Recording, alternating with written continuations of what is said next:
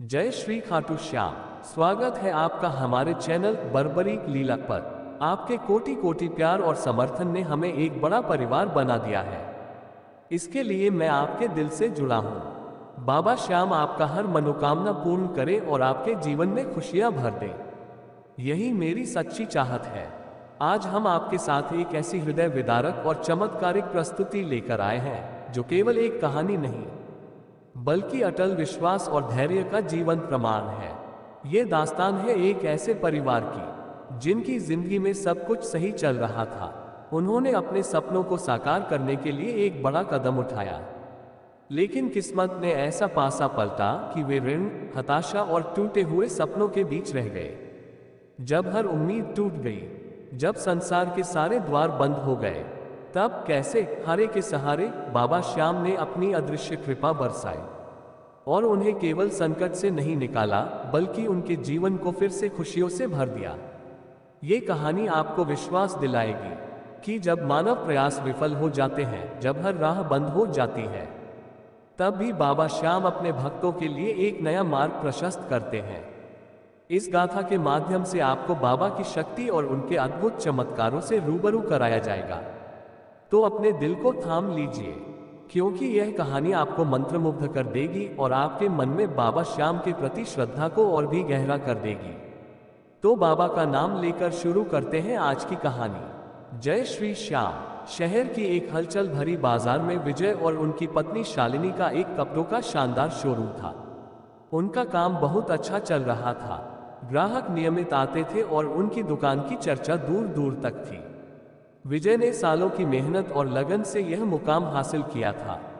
उनका एक खुशहाल परिवार था, 2 बच्चे, 16 साल का रोहन और 12 साल की नेहा। उनका जीवन किसी सपने से कम नहीं था। विजय का सपना था अपने शोरूम को और बड़ा करना, उसे एक भव्य रूप देना। उन्हें लगता था इससे उनका व्यापार और भी बढ़ेगा और उनके बच्चों का भविष्य भी संवर जाएगा। इस सपने को पूरा करने के लिए उन्होंने बैंक से एक बड़ा लोन लिया। यह उनके जीवन का सबसे बड़ा आर्थिक जोखिम था, लेकिन उन्हें अपने काम पर पूरा भरोसा था। लोन मिलते ही उन्होंने अपने शोरूम का विस्तार शुरू कर दिया।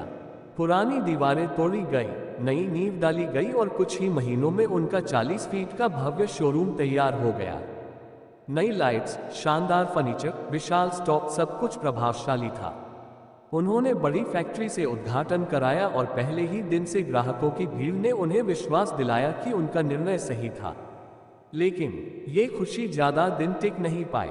उद्घाटन के 2 महीने बाद ही नगर निगम का एक नोटिस उनके दरवाजे पर पहुंचा। नोटिस में लिखा था कि जिस रोड पर उनका शोरूम बना है वह अवैध है। उन्हें और अन्य दुकानों को आगे से 20-20 फुट तोड़ना होगा। उनकी जमीन खिसक गई। विजय ने बार बार नोटिस पढ़ा। शालिनी की आंखों में डर साफ झलक रहा था। उनका 40 फुट का भव्य शोरूम, जिसमें उन्होंने करोड़ों रुपए और अपनी सारी पूंजी लगा दी थी, अब आधे से भी कम रह जाएगा। पूरा बाजार सकते में आ गया। शोरूम का सामने का हिस्सा तो पूरी तरह से टूट गया और वे लगभग खत्म हो गए। उनकी भव्यता, उनका सपना, सब कुछ मलबे में बदल गया। बाजार में ओवरब्रिज का निर्माण कार्य शुरू हो गया। रास्तों पर मिट्टी, कीचड़, जाम। ग्राहकों ने आना बंद कर दिया। आय शून्य हो गई। बिजली के बिल, कर्मचारियों की सैलरी और सबसे बड़ा, बैंक की एमई, हर दिन एक नया पहाड़ था। 1 साल तक उन्होंने संघर्ष किया, लेकिन स्थिति बद से बदतर होती गई। आखिरकार उन्हें निर्णय लेना पड़ा, अपना शोरूम बेचना पड़ेगा। शोरूम बेचकर जो थोड़े पैसे मिले उससे उन्होंने लोन चुकाया, लेकिन अब उनके पास न दुकान बची न घर। पूरे परिवार के साथ उन्होंने शहर छोड़ने का फैसला किया। शालिनी ने सुझाव दिया, चलो मेरे मायके वाले शहर चलते हैं, वहां कम से कम कोई हमें नहीं जानता। विजय ने सोचा, यह फैसला आसान नहीं था, लेकिन कोई और विकल्प नहीं था। उन्होंने अपना आखिरी घर भी बेच दिया। वे एक नए शहर आए, एक किराए के छोटे से घर में रहने लगे। मकान मालिक शर्मा जी श्याम बाबा के बड़े भक्त थे। दिन भर उनके घर में भजन चलते रहते। विजय और शालिनी को पहले ये सब नया लगा, लेकिन धीरे धीरे उन्हें इन भजनों में एक अजीब सी शांति मिलने लगी। शर्मा जी ने उन्हें बाबा श्याम की महिमा सुनाई, उन्हें मंदिर ले गए और कहा, बेटा, जब दुनिया सब कुछ छीन ले तब बाबा सब कुछ लौटा देते हैं। कुछ महीनों बाद विजय ने किराए के घर के पास एक छोटी सी किराने की दुकान खोली। न छोटा शोरूम, न चमक, लेकिन उम्मीद थी। हालत फिर भी कठिन थी। एक दिन शर्मा जी ने कहा, बेटा, चलो खाटू धाम। बाबा के दरबार से कोई खाली नहीं लौटता। विजय और शालिनी आर्थिक कठिनाइयों के बावजूद शर्मा जी के साथ खाटू धाम गए। वहां की भीड़, भजन, जयकारे और बाबा का दर्शन, उनके भीतर कुछ बदल चुका था। उन्होंने बाबा के सामने प्रार्थना की, हे बाबा, हम हर ओर से हार चुके हैं, अब बस आपकी शरण है। कृपा करो, हमारा जीवन दोबारा बस जाए। वे 3 शीशियां कलेवा के रूप में साथ लाए थे। 2 बाबा को समर्पित की और तीसरी शीशी यह प्रतिज्ञा कर अपने पास रख ली कि जब जीवन दोबारा संवर जाएगा हम इसे बाबा को चढ़ाएंगे। कुछ ही हफ्तों बाद चमत्कार हुआ। एक दिन उनकी दुकान पर एक समृद्ध व्यक्ति आए, मोहनलाल जी। उन्होंने विजय की पूरी कहानी सुनी और बोले, मेरे पास एक जमीन है, वहां आप अपना नया शोरूम खोलो। जब कमाने लगो धीरे धीरे मुझे चुका देना। बिना किसी शर्त के ये प्रस्ताव मिला।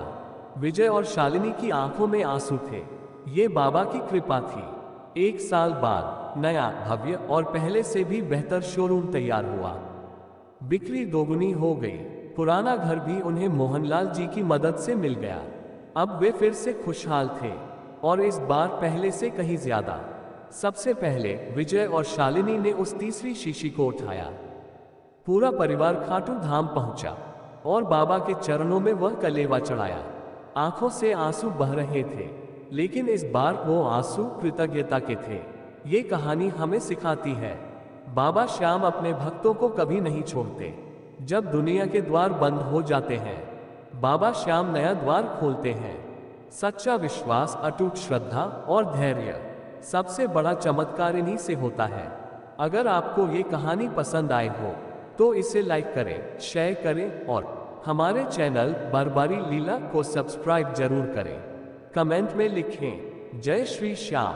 अगर आप भी अपनी कहानी हमें भेजना चाहते हैं तो नीचे दिए गए ईमेल पते पर भेज सकते हैं।